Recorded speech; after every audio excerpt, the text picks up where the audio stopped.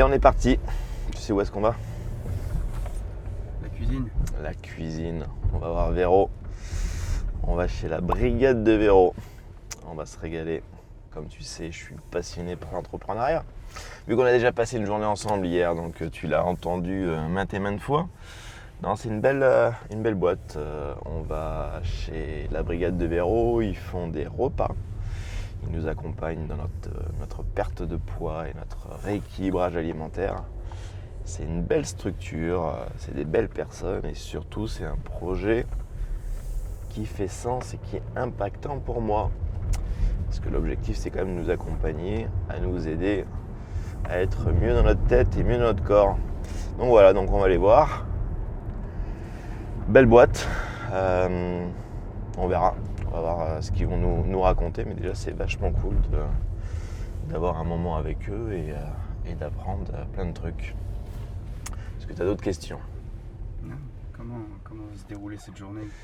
J'en sais strictement rien. Non, j'ai un plan, bien sûr, mais tu sais bien que comme tous les plans, ils sont faits pour qu'ils ne se jouent pas correctement. Hein, parce que je devais être là à 8h30. Tu filmes, il est 9h02, tu vois. Donc voilà, 9h02, on va arriver à 9h12. On avait prévu 9h30, début de tournage.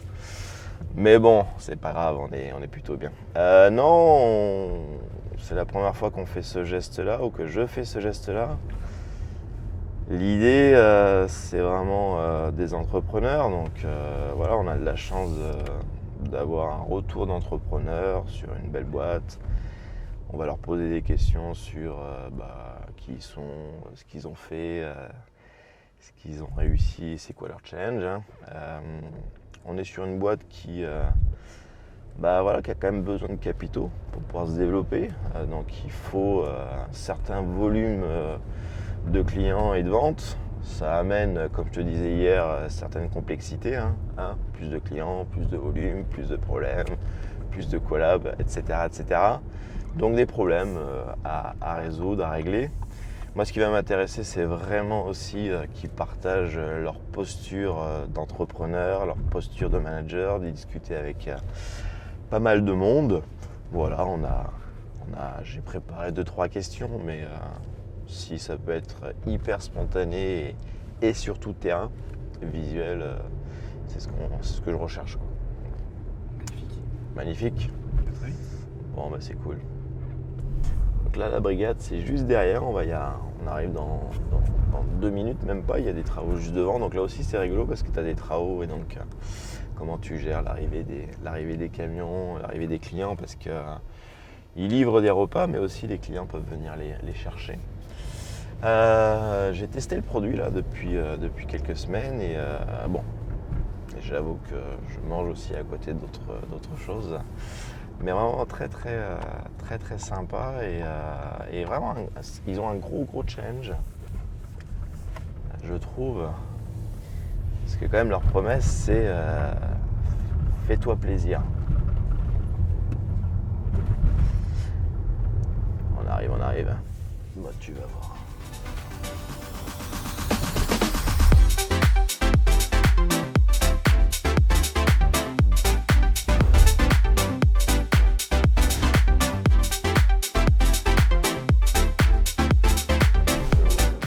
Et toi? Ça va très bien. Grégoire, Mathieu. Enchanté. Fais gaffe, c'est le caméraman qui va être partout, quoi. Monsieur, Salut, bonjour. ça va. Grégoire, Romain, le gars qui me fait salut, ça va. Salut, ça va. Et toi? Ça va, super. Bon, je suis super content d'être là. J'aurais fait un atelier cocotte en papier, mais c'est un atelier découverte. Et l'idée, c'est de simuler le matin une usine. Et on était tous ensemble pour rendre visibles des problèmes de communication, des attitudes ou des problèmes de productivité et de les amener à changer d'avis sur plein de trucs, quoi, tu vois. Donc ça c'est la réception, donc c'est ici qu'on reçoit tous les légumes, les viandes, enfin tous les jours. On a plusieurs zones de stockage. Donc ici c'est le stock plutôt sec, en cap, tout ce qu'on achète déjà fabriqué en fait, les biscuits, etc. Donc du coup on les stocke ici. Et ensuite tout ce que nous on va utiliser pour la production et qui va avancer qui va faire la marche en avant pour la transformation, va être dans ces zones de stockage là. Donc tu as une réserve sèche pour tous les produits secs, donc pâtes, riz, boîtes, etc. Une réserve surgelée avec les fruits de mer, les poissons, les haricots verts, les petits pois, etc.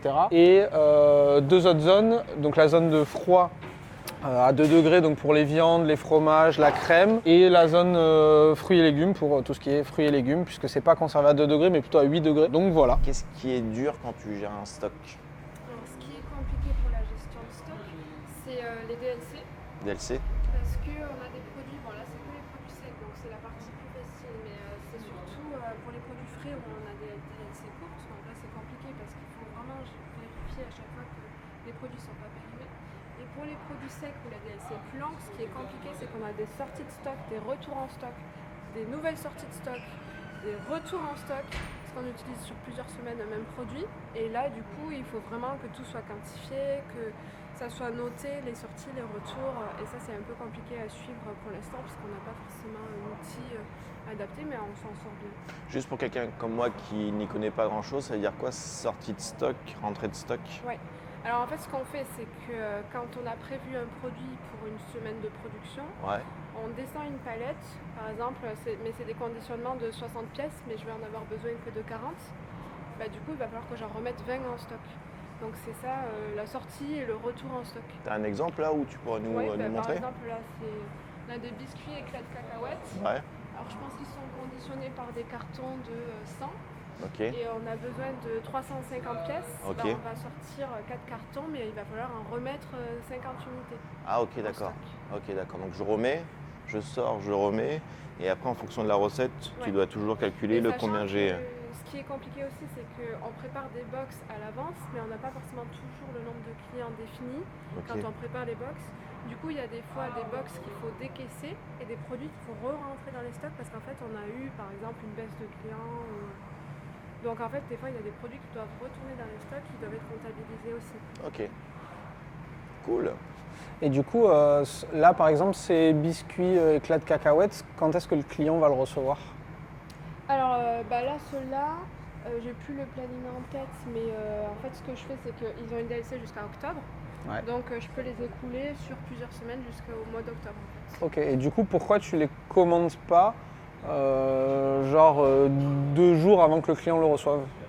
Parce qu'en fait, on pourrait avoir des risques de rupture. Il faut que le fournisseur soit prévenu suffisamment longtemps à l'avance pour qu'il puisse lancer sa production. Et aussi, le fait de commander à l'avance, je peux commander des gros volumes, négocier les prix. Et là, par exemple, sur ce produit-là, c'est un contrat qu'on a lancé avec un fournisseur pour une externalisation de la production. Et du coup, c'est un contrat annuel où chaque semaine, il nous livre une quantité qu'on écoulera petit à petit. Ok, Et ça nous permet de faire baisser les prix.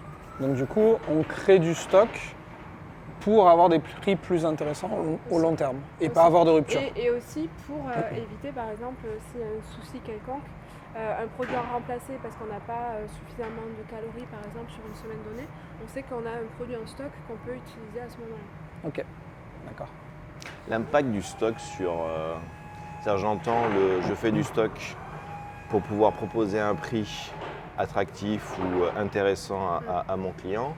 Mais finalement, stocker un stock coûte aussi à l'entreprise. Comment tu arrives à gérer cette équation-là? J'essaye au mieux d'avoir un stock pas trop élevé. On avait un stock un peu plus élevé en début d'année. Du coup, j'essaye de ne pas trop commander en ce moment pour repasser un maximum des produits en stock. Ouais. Et puis après, je vais essayer d'équilibrer avec une moitié du budget qui m'est alloué pour de l'achat direct, donc les produits frais, qui ont beaucoup augmenté, et l'autre partie qui sera pour le stock. Ok, d'accord. Et du coup, j'imagine que si la direction te donnait un espace plus réduit de stockage, tu serais obligé de réadapter ta façon de travailler. T'as vu, c'est une question très orientée, ça. J'imagine que... Alors, la direction, on ne sait pas qui c'est.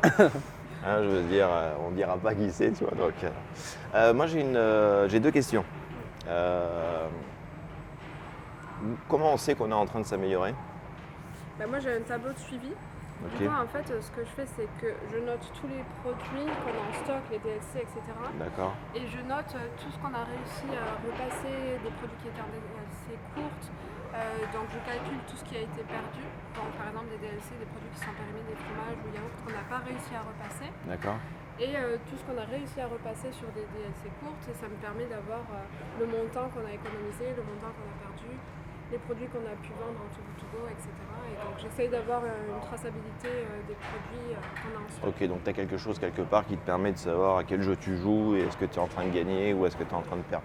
Deuxième question, en termes de fournisseurs, vous travaillez avec des fournisseurs locaux, distants, quel est votre... On a c'est quoi votre les deux, loge? on essaye d'avoir un maximum de produits français et de travailler avec des fournisseurs locaux. Par exemple là les biscuits, c'est une biscuiterie qui est à Lunel.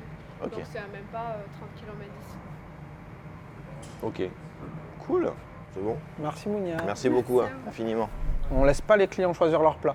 Parce que nous, le but, c'est qu'ils mangent équilibré. Donc si on te laissait choisir le plat, tu aurais choisi 4 fois des lasagnes dans la semaine, plutôt que des navets et des carottes. Ah, c'est vachement intéressant. Et en fait, Ah. ça fait redécouvrir les aliments, les ingrédients et la variété des Ah, produits aux ouais. gens. Et donc oui, on perd des clients, et il y a des gens qui nous disent « moi, ça ne va pas ». Mais en fait, la majorité, et c'est ça ce qu'on apporte aux gens, c'est d'arriver à leur recréer une alimentation variée, parce qu'au final, après derrière, quand ils vont recuisiner eux-mêmes, ils vont se dire « ah ben si je faisais des navets ». Alors qu'ils n'en auraient pas fait parce qu'ils n'ont pas l'idée d'en faire. Ça c'est un truc que j'avais pas capté. Ah ouais. En tant que consommateur, j'arrive, je dirais non, etc. Mais finalement, grâce à toi, c'est vrai, grâce à vous, j'ai redécouvert le navet et j'ai envie de manger des légumes. Ah, c'est une équation, c'est équilibré. Quand la promesse du rééquilibrage alimentaire, si on laisse choisir, ça sera vraiment pas équilibré. Ah ouais, Du coup, mais si c'est, on choisit, s'il n'y a pas de la promesse de rééquilibrage. Ouais. Monsieur, Ouais. nous allons dans les produits surgelés. Produits surgelés. Tu le veux? On n'est pas équipé. Hein. Donc si c'est pas Nous moins sommes à moins 18 degrés, 18. donc là, je veux dire, alors, clairement, il y a un concept. Ouais. Alors je vais dire le mot en ligne, proche de Toyota, comme tu veux, etc. C'est safety first. Donc là, moins 18 degrés, on peut rester combien de temps dans cette pièce? Là, je te mets en danger. Là, c'est comme si tu Là, ouvrais ton ouais. congélateur, tu C'est plongeais dedans, Ouais, tu c'est avais vrai. la place. Ok. C'est exactement ça. Non, mais bon. Donc, on va dire qu'on Ouais. va rester 2-3 minutes parce qu'on n'est pas équipé pour là. D'accord, d'accord. Mais voilà. Ok, par contre, on peut laisser le caméraman à l'intérieur. Le caméraman, Comme ça, il peut. alors je sais pas veux combien tu dire, as prévu de pertes et je si veux tu dire. tiens à ton montage vidéo à la fin, mais. C'est vrai, voilà, je veux dire, à un moment donné, faut Allez. vivre dangereusement. Ah Oh, intéressant. Allez, vas-y. 3 minutes, faut être efficace. 3 minutes. Salut. Bon, là, Mathieu, je vais te laisser la parole. Alors, Mathieu, C'est plus ta zone que la mienne. 3 minutes. Ok, on va aller au fond. Ouais, c'est bon. Vas-y, je te laisse passer. Ouais, 3 minutes. Hein. Et par contre, la porte, on peut la réouvrir, hein, t'es sûr? Ouais. Hein, putain, ça c'est bon. Là, je me sens vivant. Pareil, Mathieu, la question c'est comment on sait qu'on est OK, not OK Comme disait Romain tout à l'heure au niveau de l'épicerie, en surge, on a le droit, c'est moins grave de surstocker. En D'accord. fait, donc comment on sait qu'on est bien? C'est que du moment où une palette est vraiment à moitié vide, voire complètement vide, c'est qu'on est bien. Parce que là, on enchaîne le dernier camion D'accord. de la semaine de prod. On va faire le camion de jeudi au niveau du déboîtage. En termes de rangement, on a les poissons qui sont ici, on a les légumes qui sont là, et tout ce qui est pour les petits déjeuners sera là-bas. Sur des produits qu'on ne peut pas avoir en frais, s'il y a hors saisonnalité en tout cas, qui ne sont pas locaux. Si on a envie par exemple de faire un menu à thème d'un autre pays, ça paraît plus logique de faire venir le produit en surge. OK. D'accord. Allez. Je trouve relativement bien rangé. Ah. S'il y a une livraison, c'est pour ça que c'est au milieu. Alors, Ça, le il y a mec- une le mec- dernière livraison là d'arrivée de le mec- S20, le mec- c'est la nouvelle semaine. Le gars vient moi je viens de dire c'est bon, tu vois, et là, Et ça, et là, et là le et gars, là, il on vient, se retourne, et là, c'est pas tout le bordel, et là, il me ça. sort et c'est plutôt bien rangé. Et donc là, tu viens de remettre une pièce dans la machine, etc. C'est bien Mais- rangé pour toi ou c'est bien rangé pour qui? D'une façon globale. La notion de rangement, non, encore une fois, c'est ranger, je trouve ça intéressant parce que c'est qui vient prélever les. C'est le déboîtage qu'on va Ok. aller voir de suite. Ok, donc pour eux, c'est bien Ah, rangé il ou y a pas? un- il y a un prélèvement. Il y a un prélèvement. Voilà. Hello, bonjour, salut. Est-ce que c'est facile de trouver des produits surgelés ici? T'as le droit. Ça dépend des fois. En général, oui. Donc on a eu dans la même phrase, ça dépend des fois. En général, oui. Qu'est-ce qui serait plus compliqué à trouver? Plus compliqué. En fait, il y a des trucs qui bougent pas. Alors, les légumes en général, ça bouge pas. Il y a des trucs parfois quand c'est en petite quantité et qu'on les a pas souvent, c'est compliqué à trouver. Des nouveaux produits, des nouvelles références en fait. C'est ça. Tu connais pas encore le conditionnement dans lequel C'est ça. ça arrive. Et vu que ça arrive pas souvent, il n'est pas rangé au même endroit à chaque fois. Est-ce que je peux te poser une question? Oui. Mais très rapide parce que je suis en train de mourir là, je suis à moins 10 etc. Est-ce que c'est toi qui ranges cet espace? Non, pas du tout. Ok, et c'est toi qui viens utiliser les produits régulièrement? Oui. Ok, Enfin, cool. oui. Merci. Là-bas. Merci beaucoup. Ok, plaisir. Du coup, la chose qui est plus difficile à maîtriser sur ces stocks-là, c'est que c'est des stocks, c'est des transformations qui sont faites par des gens extérieurs, par des sociétés extérieures. Du coup, on ne maîtrise pas leur durée de fabrication, contrairement à la nôtre. Donc du coup, tous les produits que tu vas voir là, c'est des produits qu'on commande plus ou moins en flux tendu, qui sont assez proches dans la réception et dans la commande de la production. Alors qu'ici, ce que vient de nous dire Mounia, c'est que vraiment, on est obligé d'avoir des fois 1 mois ou plusieurs mois de commande en avance, parce qu'on s'adapte du coup à la durée de transformation du fournisseur, et à cause de ça, on a du stock et on est obligé de s'adapter. Aujourd'hui, on n'a pas trouvé en tout cas la solution pour arriver à faire changer la manière de faire, et du coup on est obligé d'avoir du stock.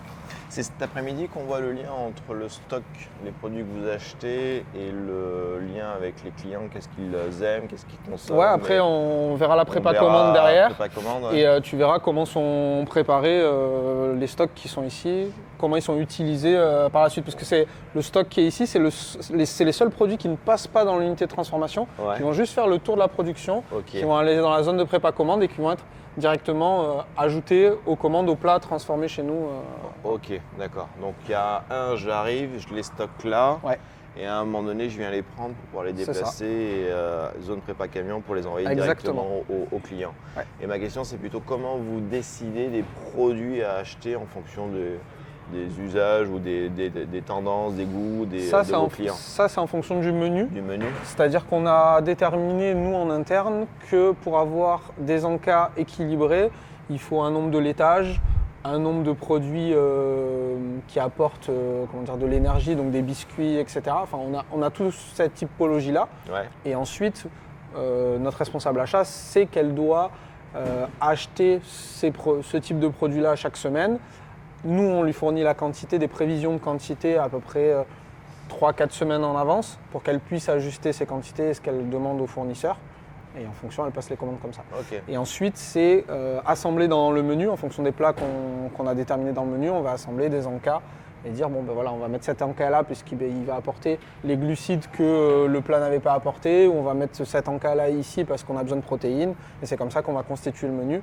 Et donc du coup, c'est pour ça que tu vas avoir aussi des restes, des stocks pas utilisés, parce que selon les commandes que vont passer les clients, s'ils veulent des box complètes ou low carb ou équilibre, on va utiliser plus ou moins de certains encas, et donc du coup on va avoir des stocks et des restes. Voilà. Ok, d'accord. J'ai compris, c'est quoi? C'est que le produit l'avance, c'est ça? C'est ça. Ok, donc là, c'est là qu'on... C'est là qu'on commence. Allez, Donc c'est là, là. c'est la seule zone, c'est la dernière zone où on n'a pas besoin d'être équipé pour Ok. rentrer. C'est une zone où les produits sont encore conditionnés, où ils sont considérés comme sales. Et ensuite, tu auras une zone juste après qui est la zone de production où on va décontaminer, enlever tous les sachets des produits. Et là, par contre, on rentrera équipé. Ok. Donc si tu veux, on peut rentrer par ici, Ouais. mais après, on ne rentrera pas dans la prod de suite. Ok, ça marche. Donc là, je t'emmène dans la zone Ok. des produits secs. Zone de produits secs, c'est parti. Alors, tu peux pas sentir l'odeur, mais ça sent super bon quand même. J'adore. Comme dirait Véro, ça sent Marrakech. Ah mais c'est sûr, j'adore ces épices là, Ça sent les épices, me donne ouais. envie. Mais tu vois, tu peux pas. Il faudrait qu'on invente une technologie. Toi, avec ton intelligence artificielle, tu veux pas faire ce truc là, cette odeur là. Ok. On est bien en termes de stock ou pas? Bah là, on ne sait pas, c'est à notre expérience, dans le sens où on sait qu'on va utiliser à peu près, par exemple en quinoa, je veux dire, on va utiliser peut-être je sais même pas, mais entre 20 et 100 kilos par semaine selon les menus, selon comment est constitué le menu, etc. Donc là, je te dirais qu'en stock de quinoa, on surstocke pas, c'est sûr. Après, est-ce qu'on a assez pour la production? Je sais pas. Ok. Aujourd'hui, je sais pas dire. Pareil le riz, pareil les autres choses qu'on a dans cette pièce. On n'a pas d'environnement visuel. C'est tous les jours, on va venir, en gros, les achats vont venir voir dans les stocks en fonction des menus qui sont prévus le lendemain, vont sortir en gros un bon d'économa, regarder s'ils ont la quantité pour la production de demain, et s'ils n'ont pas la quantité, bah, ils vont repasser des achats, on va dire, un peu en urgence. C'est comme ça qu'on contrôle aujourd'hui. Ok. Voilà. Ok. Si jamais je dis des conneries, Mathieu, n'hésite Ouais, pas à je sais me... pas. En fait, ça- si tu veux, tu as une première commande qui est par rapport aux prévisions de la direction, parce qu'on commande forcément 2 semaines avant. Et effectivement, après chaque transformation complète, on refait un point pour le lendemain. Ok, donc il y a un À rééquilibrage. chaque fois, il y a après, on est un petit peu obligé, parce que tu as tous les aléas de la transformation à tous les niveaux qui font qu'on retape dans les stocks et qu'on n'a jamais une utilisation constante de chaque stock. Ok, d'accord. Ah, cool, ça c'est. Et ça aussi, on va le voir. Et là, ce qu'ils ont mis en place justement dans la zone d'après, c'est que maintenant la responsable de la zone de déconditionnement, en fait, note les manquants ou les choses qu'elle a en problème pour que la responsable des stocks puisse le voir d'un coup d'œil. Ok, cool. Donc, de façon globale, elle n'a pas besoin de se changer. Et ils ont vraiment un outil de communication qui est un validage sur le côté. Ok. Elle le voit par le hublot. Ok, Il y a donc des ça, urgences. c'est ce que Tu vas veux nous qu'on montrer essaye de juste le voir par le hublot? Bah ouais, mais on va. Pour voir s'il y a la clé sur le tableau, ça fait que tout va bien. Donc là, apparemment, tout va vraiment très bien. Ah, donc tout va très très bien. Ça veut dire que Et- ça va pas. Et donc on va. Où est le problème? Et donc on va aller voir pour savoir si ça va vraiment très très bien. Encore une fois, ça peut aller très très bien parce que elle ne voit pas dans son monde le problème ou la situation, elle est inconfortable, etc. Donc il faudra qu'on voit. On peut aller voir aussi, parce que là vous avez les produits secs et après à côté vous avez On surgelé. peut faire les zones différentes de la plus agréable à la moins agréable. Donc Ça ben y là, est. tu vas avoir les deux zones où on a le droit, entre guillemets, de surstocker, Ouais. puisque c'est des zones où les produits ont des longues DLC. Ah, Donc c'est les secs. intéressant. Et C'est intéressant la notion de on a le droit de surstocker. c'est ça. Mais Je- alors théoriquement, dans Alors- la DLC, je parle. Non, non, mais alors merci parce que tout ça me donne des sujets. J'essaie, tu etc. vois, j'essaye de... Donc, Donc du coup, tu as la zone sèche, la zone surgelée, où tu es très peu contraint par les DLC, et tu as deux autres zones à côté qui sont plus contrôlées et plus à flux tendu. C'est la zone avec les viandes, les crèmes et les fruits et légumes qui là, bah, on peut vraiment avoir des pertes très rapidement si on contrôle mal. Ah ouais, et vraiment, Alors qu'ici, c'est masqué, enfin c'est plus masqué. Si on a un produit qui est là depuis 3 mois, bah, aujourd'hui, on ne le voit pas. Ouais, ah oui, d'accord. Il y a moins d'impact, oui, il y a moins Ouais, d'impact d'accord. parce que bah, il sera pas pourri, quoi. Moi, ce que j'ai compris tardivement, hein, c'est pas l'approche, c'est pas zéro stock, c'est zéro interruption. C'est ça. Donc c'est pour ça qu'en soi, le stock, s'il en faut, parce que tu sais qu'il va se passer un truc, malheureusement guerre en Ukraine et malheureusement indisponibilité de certains produits, tu es obligé de stocker en soi. Donc il n'y a pas Mais de... nous ici, on a vraiment une politique entre les deux, c'est-à-dire on essaye de tirer pour pas avoir de stock parce qu'on essaie d'avoir des produits les plus frais possibles et de pas surstocker pour rien et pas avoir de gaspillage. Mais d'un autre côté, on est aussi sur une politique zéro interruption parce qu'on sait qu'on a une chaîne qui est de rien un peu longue pour arriver à sortir une barquette et que si derrière il nous manque des produits, avant de pouvoir ressortir la barquette de ce produit, il nous faut au moins 4 ou 5 heures s'il faut aller racheter le produit, etc. Donc c'est très impactant pour nous quand il manque un produit. Donc c'est pour ça qu'on a soit tendance à surstocker un peu, soit vraiment faire du contrôle régulier tous les jours pour limiter ce problème. Ok, donc il y a une maintenance du stock régulièrement pour savoir, et on a compris que le stock a un impact sur la fraîcheur. Trop de stock, trop longtemps, gaspillage, et c'est ce que tu me disais tout à l'heure, malheureusement avec certains produits qui sont restés trop longtemps et qui ont un impact sur le côté quali, etc. Par contre, ça a un impact sur les coûts de stock, etc. Et par contre, ça a un impact sur l'interruption du produit, quoi. Donc c'est une équation complexe, quoi. Cool. Exactement. Super. On va à côté. On a notre liberté parce qu'en gros, comme on fait tout chez nous, on prend des produits, des palliatifs. Par exemple, on va avoir plus de petits épeautres, par exemple. On a aussi la flexibilité de le transformer, de prendre du blé, parce qu'on fait un réétiquetage. Et en fait, le but, c'est que dans la barquette, le client sait ce qu'il a et que la recette est cohérente.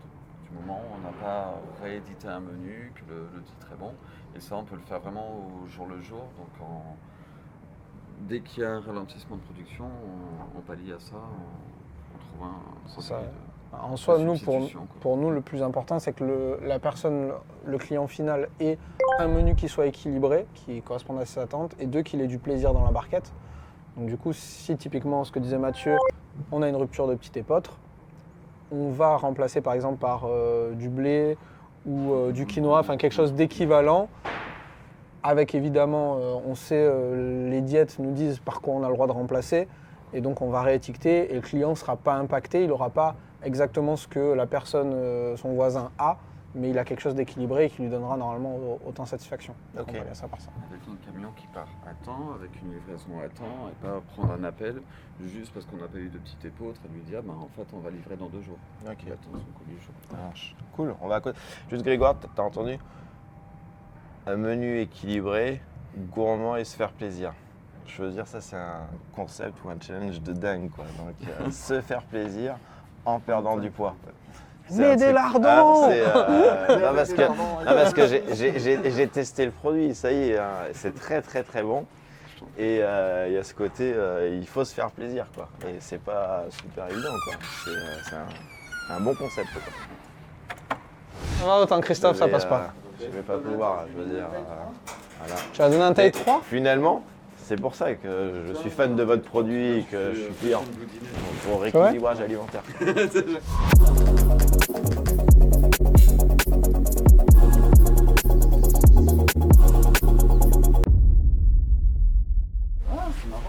T'avais pas le bon geste. Le lean, ça n'apprend pas comment on dit. Il faut que tu le mettes non. sur le bouton du fond. Le bouton du fond. Enfin, les... A few moments later. Je vais vous chercher des surchaussures. Sur chaussures. Ouais. Tac.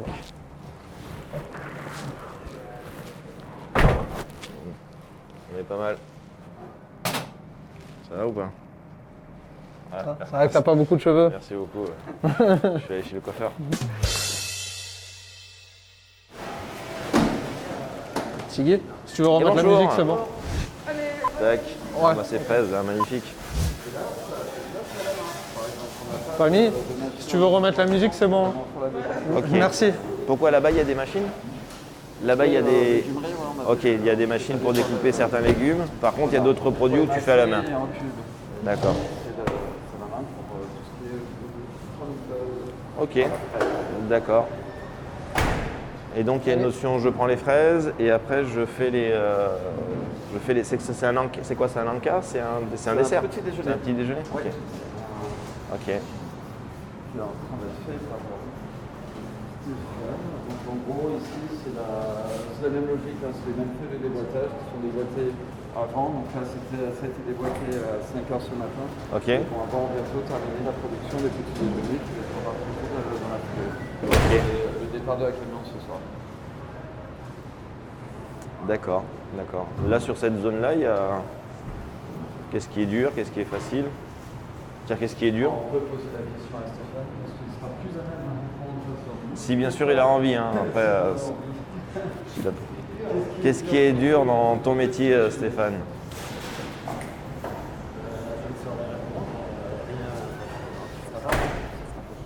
Ouais, je vois. T'as rien qui te vient? Tout est facile. Oui, voilà. Tout est fluide.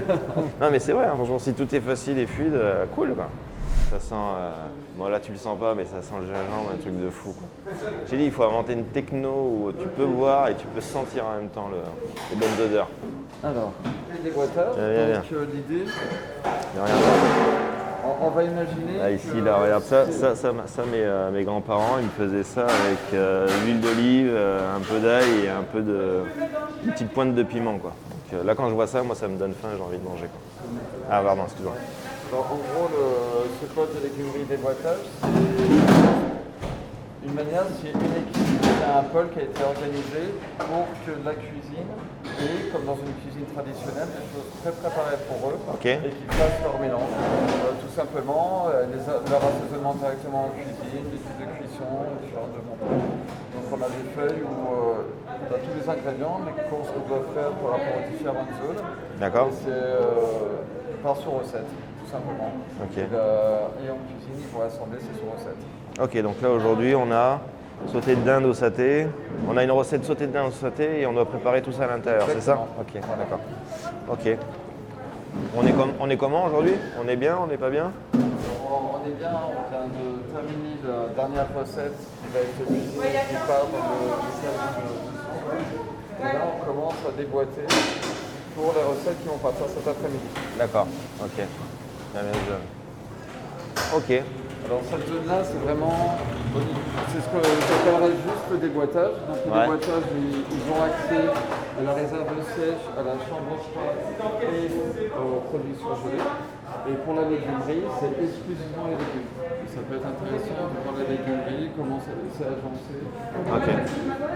Qu'est-ce qui est dur ici? Il faut demander à la responsable. Ce qui est dur, c'est Ouais. le nombre d'informations à savoir, parce qu'il y a énormément d'infos à connaître entre les frigos, la façon dont c'est rangé, les plaquages, les découpes. Après, il faut connaître ses produits aussi. Quand on ne connaît pas ses légumes, il y a des légumes qui sont comme les côtes de blettes et tout ça, c'est pas des légumes qu'on boit tous les jours, donc si on les connaît pas, ça nous perd du temps. Mais ouais, c'est un des bols les plus complexes en fait. Il y a beaucoup. T'as la recette à la main? Ouais, Ah, juste ça. Donc ça veut dire qu'en fonction de la recette, ce qui est dur, c'est d'aller chercher le bon produit? C'est pas forcément. En fait, ça nous prend du temps entre aller chercher tous les produits, Ouais. ça nous prend du temps. Après, par exemple, les nouveaux, il faut leur expliquer tous les systèmes de plaquage. Sur la Parce que garniture, la tout ce qui va être par surgelé, ça va être dans des plaques à trous. Ah cool, juste tout pour moi qui ne suis pas du métier, plaquage, ça veut dire quoi? Alors, le plaquage, c'est mettre tout dans des plats comme ça. Ok, donc en fonction d'une recette, tu as des plats différents, c'est ça? C'est ça. Ok, d'accord. Exactement. Donc je vais chercher un plat différent, je vais chercher le produit et malheureusement, c'est vrai que si tu devais me briefer, il y a des trucs, tu vois, pleurote, c'est quoi? C'est C'est des champignons. champignons. Donc tu vois, tu devrais me briefer, ok. Et après, qu'est-ce qui est. Et après, il y a une découpe. Après, les découpes, elles sont souvent toutes en légumerie, donc ça c'est assez facile parce qu'on a deux machines. On a une machine sur laquelle on va faire tout ce qui est cube et une machine sur laquelle on va faire tout ce qui est pincé. Donc ça c'est assez facile à comprendre, mais Ok. c'est plus après, il faut bien répartir ces ingrédients sur l'échelle pour que la cuisine derrière ne soit pas perdue parce que des fois, comme là, on a plusieurs. Là, on a le beurre, on a 2 fois du beurre, donc si on les met tous les deux au même niveau, Ok. ils peuvent prendre les deux sans forcément réfléchir à est-ce qu'il va y avoir du beurre ailleurs. Ah, donc de la façon d'agencer Ouais. l'échelle, il y a aussi. Il y a aussi, en fait, l'échelle est agencée par sous recette. Ok, donc là, je m'attends à avoir sauce Voilà. béchamel ici, là. C'est ça. C'est celle-là? Je sais pas si c'est celle-là. Garniture. Pour l'instant, Ok, d'accord, ça marche. J'ai pas trop géré ça. Ok, Mais, cool. mais oui, Et... c'est ça en fait. On essaye de répartir étage Ok. par étage. Un étage, c'est une sous-recette. Ok, d'accord, ça marche. Et après, tout ce qui est légumes, là, c'est des plus petites quantités, mais en général, quand c'est des grosses quantités, on les met dans les gilacs et sur un roll. C'est comme ça, on étiquette. Tout est étiqueté. Après, on le met sur le côté. Comme ça, la cuisine, ils viennent, ils savent Ok, quoi correspond à quelle recette. ok, d'accord. Cool, super. Du coup, c'est quoi pour toi une bonne échelle? Enfin, une bonne. Pour toi, c'est quoi? Pour moi, une bonne échelle, c'est une échelle qui est prête et la cuisine ne vient pas me voir pour me dire ça correspond à quoi. Si la cuisine ne vient pas me voir quand elle récupère l'échelle, c'est que l'échelle est parfaite. Donc, c'est quoi? Les poids, Les poids, tous les ingrédients. Je peux S'il y a des manques, les manques ils doivent être indiqués sur la feuille pour la cuisine. Vu que maintenant, on leur met le double.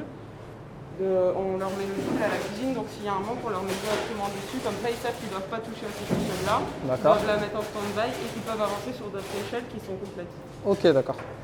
Cool, super. Et il y a combien de fois comment tu visualises le nombre de fois où les gens viennent en te disant l'échelle elle est pas bonne ou elle est pas quali? Dès qu'il y a un cuisinier qui arrive. Ok, c'est souvent, c'est pas Non, souvent, ça dépend en fait, ça va dépendre si je vais avoir des nouvelles personnes parce qu'ici il y a un gros turnover au Il y a un niveau gros du turnover. personnel. Ok. Du coup, des fois quand c'est des nouveaux, oui il va y avoir des erreurs donc si moi j'ai pas le temps de revérifier forcément il va y avoir des erreurs mais c'est rare, ça fait un moment qu'on est bien calé, qu'on est bien rodé et qu'il n'y a plus trop Ok, d'erreurs. super. J'ai une dernière question. Comment tu fais le lien entre ça et la satisfaction client ou la barquette, la qualité? Nous en soi, au début c'est pas vraiment nous qui... D'accord. T'inquiète pas, tout ne sera pas à la non, vidéo. je sais, non, mais après, c'est pas... Parce que moi, je suis le gars qui pose des questions pour la vidéo non, et après, aussi pour... Nous, au début, on n'a pas trop... C'est plus la réception qui vont devoir contrôler la qualité des produits qu'ils reçoivent. C'est là-bas. Ouais. Ok. Et après, c'est la cuisine qui va gérer au niveau du goût. C'est plus ceux qui vont gérer que nous. Ok, Après, parce que c'est la question que je me posais, c'est que moi, quand je vois ça, ça me donne grave envie. Ouais.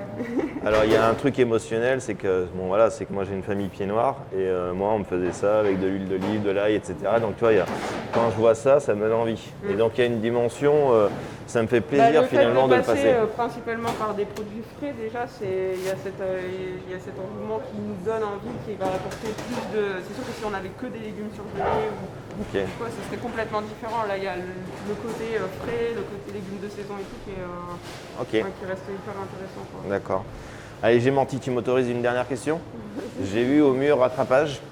Ouais. C'est un truc, c'est rattrapage scolaire? C'est quoi rattrapage? Non, en gros, c'est une fois que les barquettes ont fini de mettre l'échelle complète en barquette, des fois il va manquer 10 barquettes. Donc là, on nous fait faire un rattrapage, on nous renvoie la recette pour 10 barquettes et on doit refaire des petites pesées qu'on renvoie directement à la cuisine. Ok, d'accord. Et ça, c'est pourquoi l'avoir affiché au mur? Parce que là, on est en train de changer d'organisation, du coup, il fallait comprendre le pourquoi du comment. En fait, on essaye de comprendre pourquoi il y a des rattrapages. Est-ce que c'est la perte à la cuisson? Est-ce que ça va être un gastro qui est tombé? Est-ce que ça va être l'ébouttage qui est trop important au niveau des légumes? Est-ce que c'est nous qui avons mal fait nos pesées? Est-ce que c'est une incompréhension au niveau de la fiche? Parce que des fois c'est en pièces, des fois c'est en kilos, donc ça arrive que ce soit mal compris. D'accord. Et voilà. Et l'impact du rattrapage chez vous, c'est en gros, nous, quand il y a un rattrapage, on met plus ou moins en stand-by ce qu'on est en train de faire parce que les rattrapages, c'est à prioriser.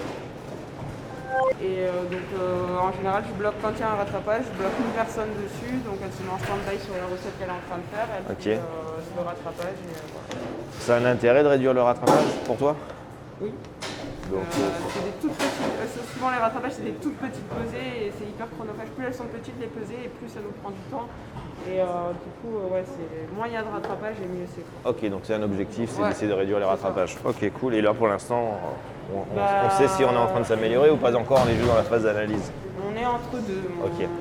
On commence à avoir de moins en moins de rattrapage, mais il y en a toujours des tout petits. Des fois, c'est 2 kilos pour une recette, quoi. Du coup, ça peut peser. Ok. Cool. Merci beaucoup, c'est gentil, super. Merci Pamille. On perd aussi pas mal de cannes au niveau de.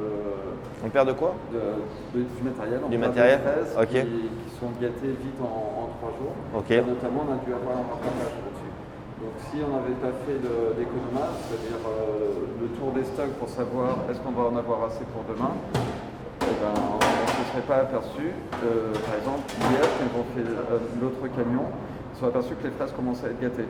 Et théoriquement, ils auraient dû utiliser 8 kg, ils ont dû en utiliser 12. Ah, c'est génial. Hein. Quand je dis c'est génial, ça ne veut pas dire que c'est une bonne nouvelle, c'est que ce que j'en comprends, c'est qu'il faut stocker pas mal de fraises, sauf que si tu les stockes trop longtemps sans les toucher, malheureusement, elles se gâtent, comme tu dis. Et si elles se gâtent, il y a une quantité qui est plus exploitable, et donc il faut Ok, donc c'est un équilibre subtil entre combien j'en achète et combien... Tout à fait. Okay. Pas facile. Et après, ça dépend de la transformation qu'on en fait. Parce qu'au niveau des fraises, le surstock qu'on a, s'il était bon, et on le sous-vide, on le surgèle et on en fait du coulis. D'accord. Ah oui, donc dans la façon de le Parce faire... que là, c'est pas du tout du coulis, c'est forcément de la fraise fraîche. Parce que si tu surgelais pour faire un crumble, c'est foutu. Et que tout ce qui sera en coulis, on peut le stocker plus longtemps. Qu'est-ce qu'on fait ici et qu'est-ce qui est difficile? C'est le cœur du métier en cuisine. En cuisine.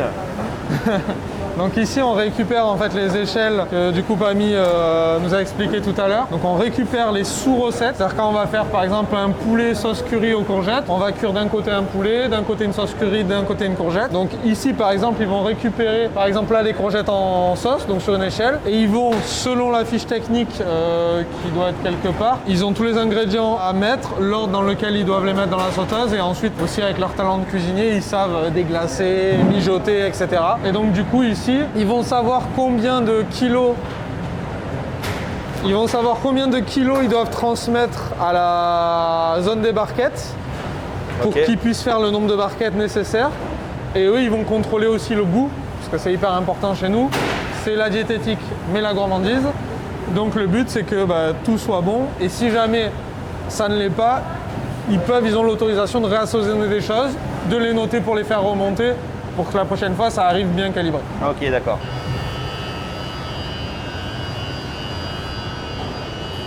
Là, on entend un four qui sonne et il y a une fin de cuisson et on va filmer si tu veux. Donc c'est cuit à la vapeur, c'est ça? En fait, là, tu as des pommes de terre. Du coup, tu as des ingrédients qui vont passer par plusieurs phases de transformation dans cette zone. Typiquement, les pommes de terre, là, dans cette recette, elles doivent être mélangées, j'imagine, aux courgettes. Donc du coup, pour pas avoir des pommes de terre sous-cuits, on va les faire pré-cuire à la vapeur. Et ensuite, on va les assembler, les mettre avec les courgettes en sauce. Ok. Tu vois, c'est rigolo parce que j'avais pas compris. Je me posais la question de pourquoi les échelles, elles étaient trop grosses. Ouais. Parce qu'elles doivent rentrer dans ces fours. Donc tout a une raison finalement. Ouais. Ok. Mais du coup, sur des petites cuissons, des petites quantités comme ça, c'est vrai que ça a peu de sens. Mais après, souvent, on a des échelles quand même qui sont pleines, avec plein de poissons, du poulet, etc. Et donc, du coup, ça nous permet de ne pas utiliser 3 ou 4 fours pour faire une série de... Encore une fois, tu vois, c'est pas une règle stricte. C'est pour ça que l'approche très mécanique, c'est réduisez vos échelles, etc. L'approche un peu plus, c'est pourquoi les échelles sont grandes, qu'est-ce que ça voudrait dire pour les réduire, et des fois tu peux, des fois tu peux pas. Tu disais que tout à l'heure, le principal, c'était le goût. Ouais. Où est-ce que il est où le lien entre la barquette, c'est-à-dire le goût, la barquette et les écarts qu'il peut y avoir entre les produits, etc. Où est-ce que vous travaillez cette question-là? En fait, on travaille ça sur les retours clients. En fait, on a un questionnaire client qui est envoyé chaque semaine à tous nos clients, à peu près 1500-2000 personnes, qui notent tous les plats qu'ils ont mangés avec une note sur 5 et des commentaires. On a environ 250 retours clients par semaine. Donc, si tu estimes qu'il y a à peu près 10 plats par personne, on a 2500 retours clients par semaine, ce qui est énorme à traiter. Et donc, du coup, le chef, lui, est chargé de regarder ses retours, regarder la note, regarder les commentaires, voir ce qui a été, pas été. Et quand il va reprogrammer la recette une prochaine fois, dans 2 mois, par exemple 3 mois, dans un nouveau menu, il va prendre en compte ses remarques, mais aussi les remarques de ses cuisiniers qui lui ont dit bon, mais là, le paprika, par exemple, j'ai pas tout utilisé. Il va prendre en compte toutes ces remarques pour changer la recette. Et donc, ce qui fait qu'on n'aura jamais la même recette, à moins qu'elle marche très bien, mais elle va changer en fonction des retours clients, mais aussi de la saisonnalité des ingrédients. Par exemple, on va faire un gratin de courge en hiver et un gratin de courgettes en été. Donc, c'est plus ou moins la même recette, avec la crème, avec la même viande, etc. Mais on va changer les ingrédients en fonction de la saison, ce qui fait qu'il y a beaucoup de variabilité parce que les ingrédients ne perdent pas les mêmes choses à la cuisson. Certains, ils n'ont pas les mêmes découpes. Donc c'est pour ça que les cuisiniers, c'est très important qu'ils vérifient déjà le goût parce que, je sais pas, une courgette, ça va rejeter plus d'eau que pas un navet par exemple, enfin pas un navet mais qu'un autre légume d'hiver. Et donc ça va pas diluer de la même façon et c'est pour ça que c'est important pour nous de quand même que le cuisinier puisse réassaisonner, goûte, etc. Ouais, donc il a une recette.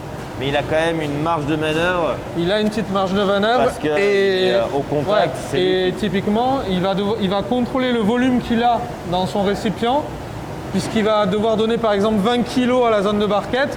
Il faut qu'il s'assure qu'il ait au moins 20 litres. Alors, litres et kilos, ce ne sont pas les mêmes choses. Ouais. Mais on n'a pas d'unité de balance, de mesure très précise aujourd'hui qui nous permettent de le faire. Donc du coup, il le vérifie au volume pour au moins avoir une idée de est-ce qu'ils ont envoyé à peu près le bon nombre ou pas aux barquettes. Et donc du coup, voilà, c'est ça qui compte pas long. Ok, d'accord. Cool, super. Et cette pièce alors, c'est quoi? Cette pièce, c'est une des pièces les plus importantes dans le process. C'est le refroidissement. Donc en fait, il faut savoir que tous les ingrédients qui sont chauffés ici sortent à plus de 65-70 degrés des fours et des sauteuses.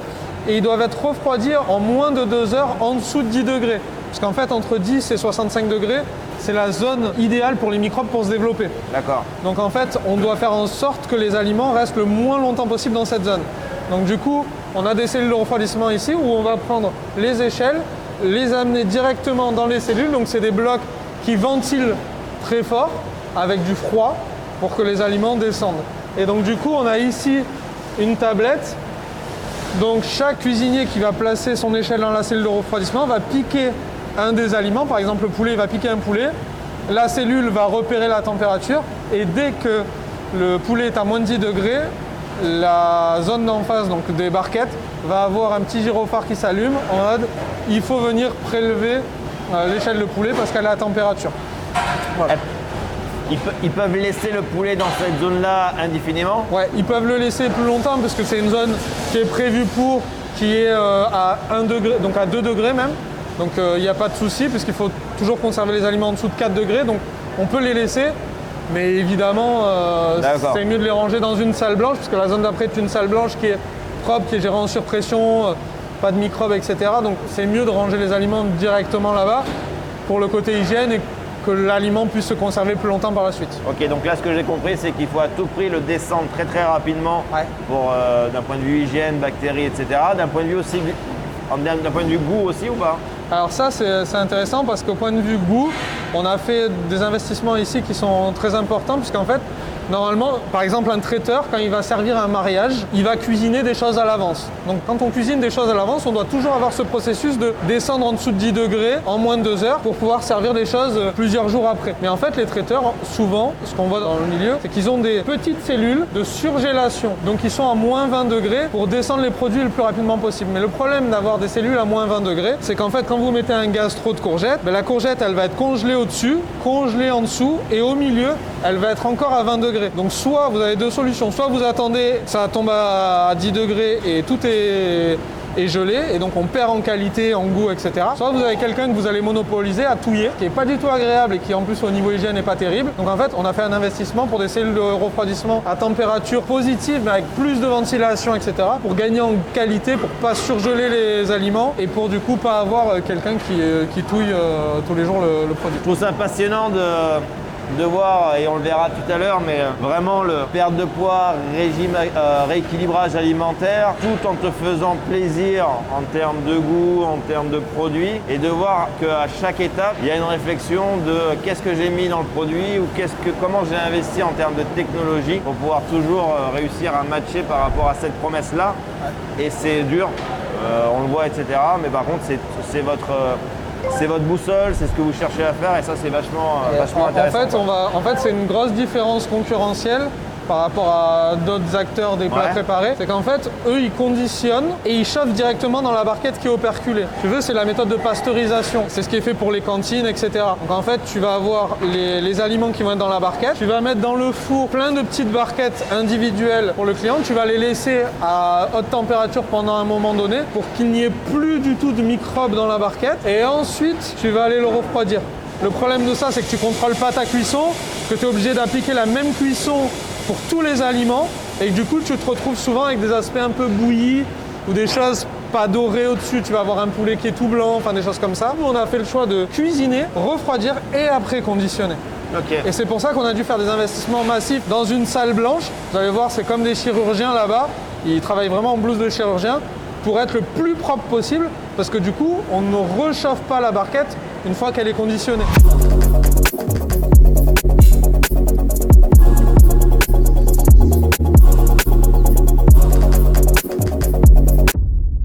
Du coup là on va se suréquiper parce qu'on va rentrer dans la salle blanche, donc dans la zone où on assemble les ingrédients qui ont été refroidis. Donc le but c'est de surtout pas les recontaminer, donc c'est très important pour l'hygiène et la qualité des plats. Donc on se suréquipe. A few moments later. Salut. On est bien là. Allez, c'est parti. Ce qui est préparé là, ça doit partir quand? À 18h. À 18h. Donc là, tout ce qui est produit aujourd'hui part aujourd'hui. Oui. Ok, 18h. On vous suit. On va mettre des gants.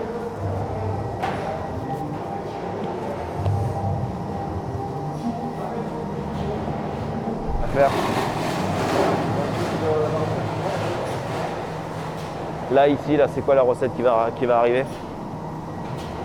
Là, c'est une fin de recette. C'est une fin de recette?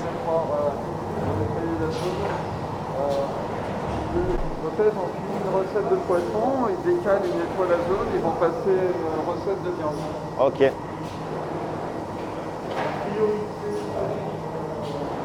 Moi, ma question, c'est pourquoi là, c'est pas terminé? Ça va être du surplus. C'est qu'en gros, il faut faire des régules, donc il leur reste 72 heures. Donc je vais pouvoir le faire partir sur le camion de demain. Ok. Et là-bas, ça a été... Ça, c'est un rattrapage. En fait, ils sont en attente de légumes qui étaient cuisinés 66 barquettes. Et du coup, ils ont monté les barquettes pour avoir toute une manip et finir de les envoyer seuls. C'est un problématique au niveau du carton. En fait, ils communiquent entre les lignes Donc la récupération des barquettes, le conditionnement avec des talkie-walkie, on a arrêté et on continue à faire des manipulations de barquettes. Donc ils ont encore beaucoup d'appréhension et de mal à vraiment juste attendre que la chaîne redémarre et de commencer le spectacle. Là, en termes là, le goût, il est là. Un truc qui se joue là pour le consommateur ou pas? Complètement, oui, c'est le dressage, c'est le visuel des barquettes. Ok, d'accord. Et puis autre chose de très important, c'est le grammage de chaque portion. En gros, on autorise à peu près 5 grammes en dessous, 5 grammes au-dessus. Parce que forcément, on ne peut pas être non plus au gramme près. C'est ça qui joue, c'est le dressage et les grammes de portion. Donc là, ils sont en train de lancer une nouvelle recette. Et en fait, les opérateurs de EMI qui vont terminer viennent de se déplacer sur le guide de la nouvelle recette qui va être lancée.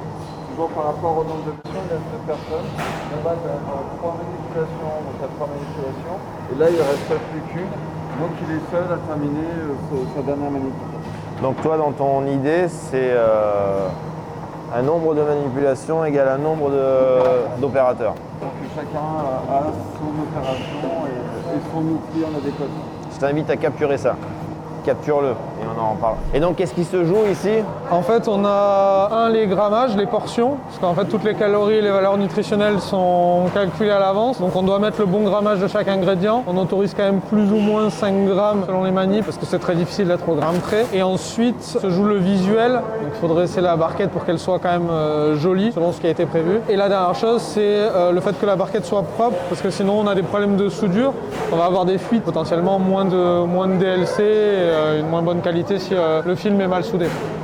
Donc quand je prends la barquette, il n'y a pas de problème de qualité sur les soudures. Ouais. 2, il y a un grammage. En gros, il y a c'est où est-ce que je positionne la manipulation. Ouais. 2, la calibrer au bon grammage avec la balance, le visuel. Okay. Et 3, avant de la passer au collègue d'après ou sur la machine, je vérifie que les bords soient conformes. Voilà. Ok. Tu me parlais tout à l'heure que vous avez investi dans une salle de refroidissement. Tu me comparais par rapport au traiteur et tu m'avais dit que tu avais aussi investi, vous avez investi dans d'autres types de machines. Ouais. Il y a quoi par En fait, il y a deux choses dans cette salle. C'est les machines d'operculage. Donc ça, c'est assez classique dans les plats préparés. C'est-à-dire quand la barquette est prête, on la met sur le tapis. Elle va rentrer dans un sas où on vide tout l'air et on le remplace par de l'air sans oxygène. Ce qui fait que tu vas avoir dans ta barquette, une fois que le film va être posé, moins d'1% d'oxygène. Donc il va faire que le plat, sans conservateur ou autre méthode, va pouvoir avoir une bonne DLC, une bonne durée de vie de consommation, en tout cas une durée prolongée. Et ensuite, la deuxième chose, c'est ce que tu vois là-haut, les gaines. Alors c'est pas exactement ça, c'est un moteur qu'il y a derrière, mais en gros cette salle est gérée en salle blanche, comme un hôpital. C'est-à-dire qu'elle est gérée en surpression, donc quand tu ouvres les portes, tu sens que l'air s'échappe, pour pas que le mauvais air rentre dans cette salle. Tu as aussi l'humidité qui est gérée pour peu qu'il y ait d'humidité, pour pas qu'il y ait de développement microbien, et aussi filtré en microparticules pour que du coup ça filtre l'air extérieur et qu'on ait de l'air propre qui se diffuse.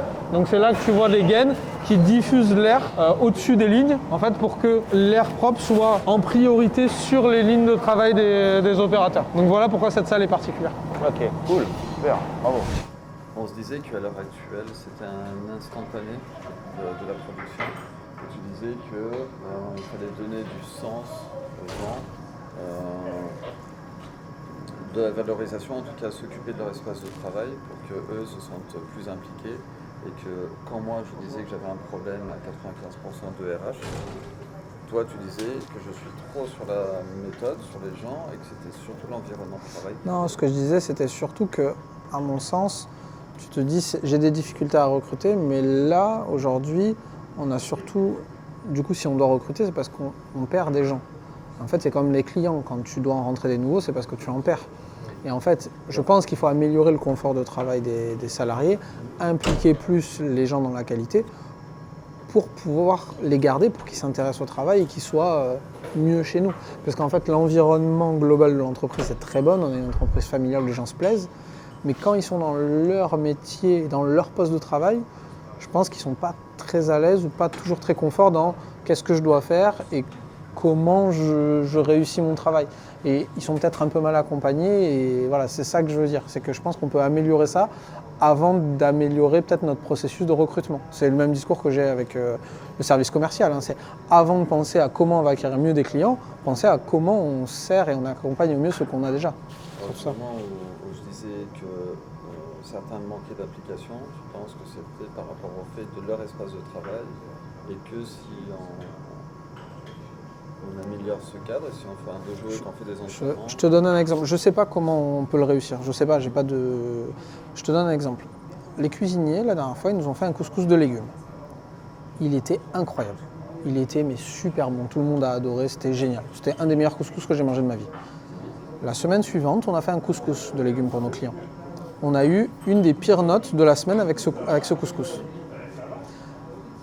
Ici, ils étaient hyper impliqués. Ils avaient envie de réussir. Ils avaient envie de réussir leur couscous parce que ça leur faisait plaisir de réussir ce couscous.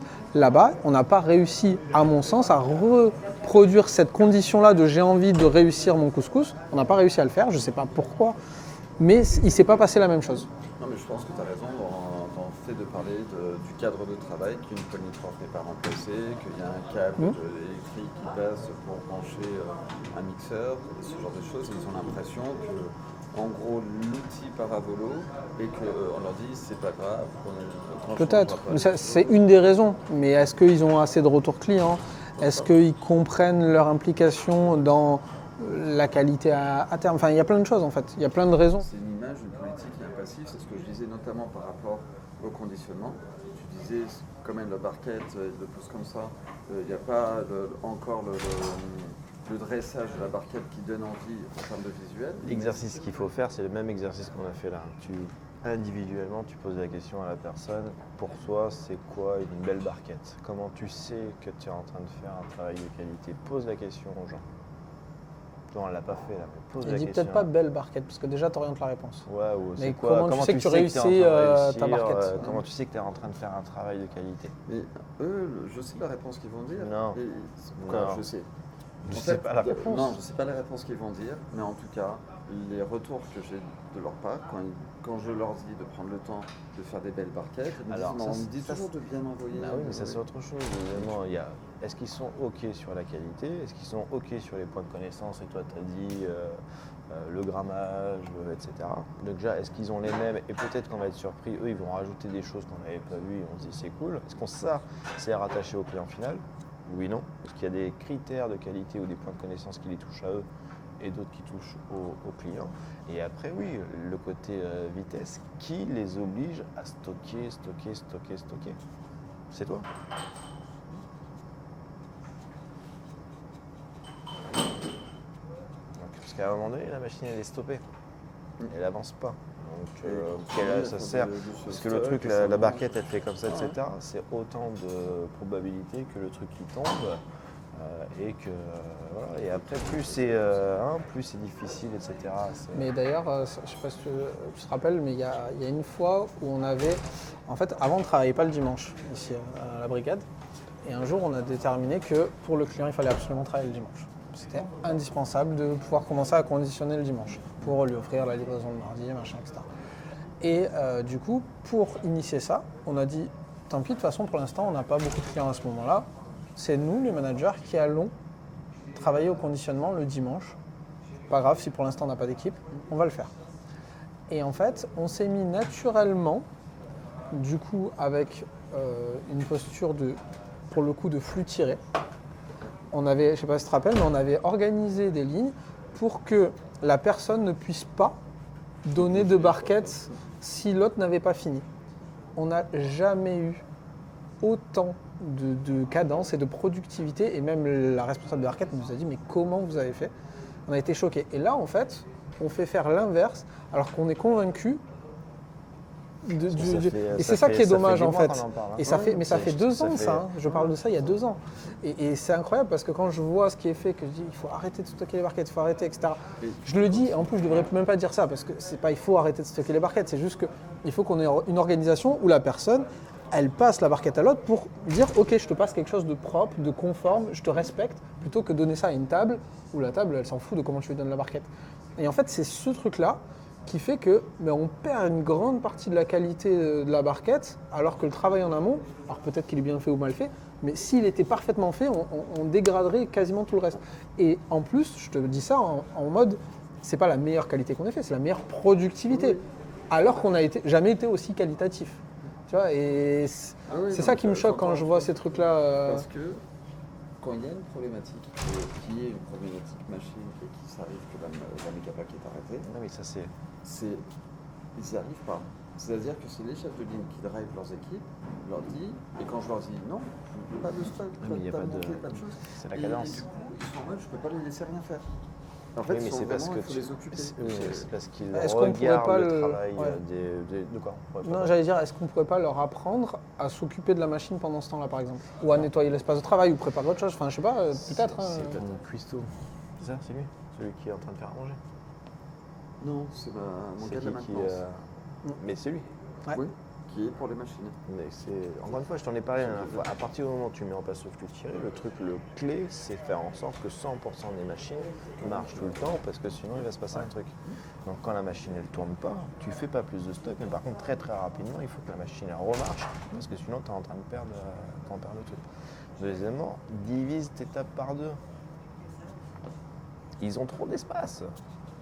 Mais du Ils coup, ont trop de tables. mais du coup, ils en mettent d'autres à côté. Regarde, tu me fais une table à droite, tu me fais une table à gauche, tu me fais des tables, et elles continuent, etc. Divise la table par deux. Ne serait-ce que quand j'étais passé en prod, rien que hier, il n'y a pas de table montée, nulle part. Mais oui. Et là, dès qu'ils ont du monde, ils montent des tables. Ça me sidère. Et c'est pour ça Alors qu'on que est- justement, ce que tu as vu, c'est qu'il y avait trop d'haricots verts. Donc Ouais. on n'arrivait pas à suivre la cadence d'haricots verts. Et quand tu as dit il faut une personne, une manip, en fait, quand on a fait l'atelier cocotte la dernière fois, on a vu que c'était pas ça le plus important, c'était la personne qui mettait le plus de temps dans la ligne. En fait, tu vas au rythme, c'est un groupe, tu vas au rythme du plus lent. Et en fait, s'il y a une manip qui est plus compliquée et plus lente, c'est à cet endroit-là qu'il faut mettre 2 personnes. Enfin, on le sait en plus, hein, je te raconte des trucs qu'on a déjà échangés. Et c'est dommage que ça. Bon, alors ça peut être aussi réglé par la personne qui est la plus rapide, va après, etc. Mais c'est dommage qu'à cet endroit-là, les haricots, on se dise, au lieu de stocker, on se dise pas, on met 2 personnes. Ou, enfin, tu vois, c'est. Salut. Merci. On est en train de. Ouais. tu vois, c'est dommage qu'on réfléchisse pas au problème différemment. Dernier point, et après on va. C'est qui le team leader de la cellule? Le team leader de De la la- salle blanche, ouais. en fait, je l'ai mis au lit. Non mais c'est qui? C'est quoi son prénom? Pardon? C'est quoi son prénom? Aurélien. Ouais, il faut investir sur Aurélien. Oui. Est-ce qu'il a fait l'atelier cocotte? Ça fait, Il n'avait pas fait l'atelier cocotte. il était en C'est vacances. Sacha qui l'a fait. Mais il faut leur expliquer. Il faut leur dire. Ils vont te dire oui, machin, et après il faut leur dire, il faut leur expliquer, et Faut après toi. peut-être le montrer Non, mais et Et essayer. après, toi, tu y vas et pendant une journée, et là, tu fais stop, tu vois, c'est ce que je vous ai fait à l'atelier. Tu fais non, on produit pas. Tu te rappelles? J'ai dit non, on ne produit que. Et tout le monde vous a fait. Je fais non, on produit pas, vous levez les mains, vous levez les mains. Là, hyper. Alors, agressif, pas dans le mauvais sens du terme, mais agressif dans le non. Et par contre, tu trouves un moyen de montrer qu'est-ce qu'on cherche à réussir.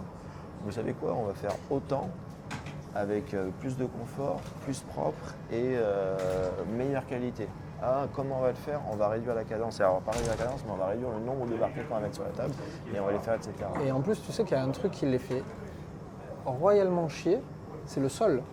Oui. Tu le sais ça. Mais en fait, le sol, il est dégueulasse parce qu'on travaille de cette manière. Si tu travaillais main à main, le sol, tu le dégrades pas. Tu le dégrades parce que tu as des barquettes qui se montent, qui tombent, qui machin, des trucs qui tombent sur la table que quand tu nettoies, t'enlèves. Et du coup, ce qui fait que tu as un sol gras, qu'il y a des accidents de travail à cause de ça, et qu'en plus, le sol se dégrade parce que tu es obligé de le nettoyer à grande eau, etc. Donc en fait, tout ça, ça engendre des trucs. Et nous, on sait qu'on n'a pas envie de travailler comme ça et qu'on n'a pas envie d'impliquer les collaborateurs comme ça. Mais ça fait 2 ans qu'on travaille comme ça. Et c'est ça qu'il faut qu'on arrive à changer en fait. Et c'est ça qui est difficile. Alors, ça devrait théoriquement pas être si difficile. Mais ça l'est, puisque toi, t'as pas trouvé la clé, je l'ai pas trouvé pour l'instant. Si, en fait. Enfin, on a des idées de comment on pourrait le faire, mais on l'a pas mis en place, on n'a pas réussi à se lancer. En fait, ça on dit surtout que ça doit venir d'eux, parce que si on est en Non. contrôle. Non, Ouais. non. Alors, non. Alors, oui, dis Le cadre d'analyse, la tension, elle vient de où? Par contre, après, les problèmes, la résolution, l'application, etc., ça vient d'eux. Mais par contre, le flux tiré, le takt-time, etc., c'est pas eux qui vont mettre en place. Hein.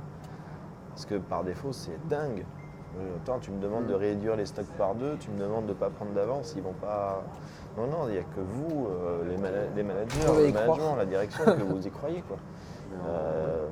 Mais par contre, derrière, après, oui, on le fait ensemble. Je vous explique pourquoi, d'où l'atelier cocotte où on a expliqué, etc., quelques concepts. Par contre, faites-moi confiance et après, on va apprendre en fabriquant. Et tu n'es pas obligé de modifier toute ta chaîne, etc. C'est-à-dire que là, il est quelle heure? Il est midi. T'as encore une prod cet après-midi, c'est ça? Je raconte une connerie, mais 1 heure à la fin. Tu fais un test pendant 1 heure et tu démontres par A plus B que sur le confort, la qualité, etc., il va se passer un truc. Tu fais ça 1 fois, tu fais ça 2 fois, tu fais ça 3 fois et après tu pars, quoi. Mais par contre, si toi tu mets pas l'impulsion, si tu mets pas l'énergie, il va pas se passer grand-chose. Toi et du coup le manager de proximité. Aurélien, parce que c'est ça. Sacha. Du coup là on va aller dans la dernière zone qui est la zone de carton. Là où on prépare les commandes, là où les barquettes sortent operculées. Donc là on n'a pas besoin d'être en équipement puisque tout est scellé. Par contre il fait quand même froid. On est quand même à 4 degrés puisque les barquettes doivent rester à partir de maintenant toujours à 4 degrés, enfin en dessous de 4 degrés jusqu'au frigo du client et même le client doit le garder à cette température-là. Donc rentrons dans cette pièce.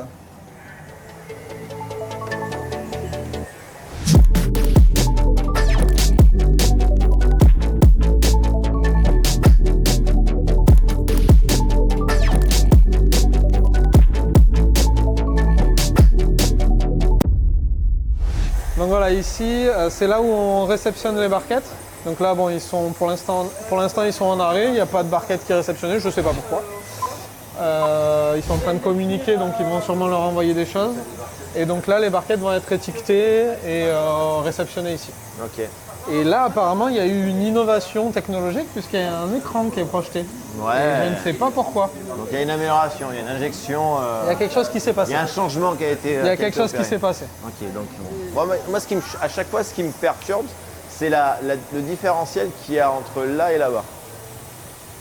L'intensité qu'il y a entre je mets. Et là, à chaque fois que je viens, mais c'est peut-être par hasard, hein. On attend les barquettes, on attend les barquettes, par hasard, on attend les barquettes.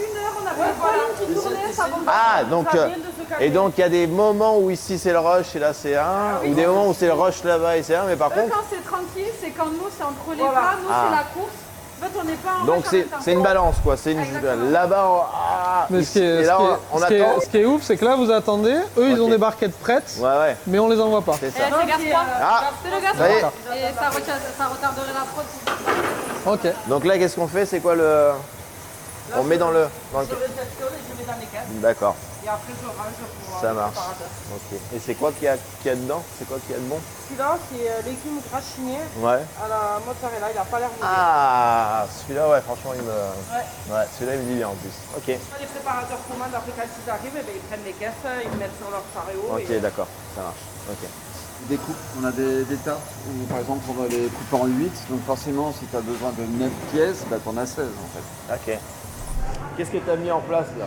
Alors on a mis en place un tableau qui nous permet de voir un petit peu au niveau des horaires, les objectifs qu'on a sur la fermeture du nombre de box et le réaliser et puis des commentaires des préparateurs pour avoir leur retour, leur feedback sur ce qui a bien fonctionné ou ce qui a moins bien fonctionné justement pendant la préparation.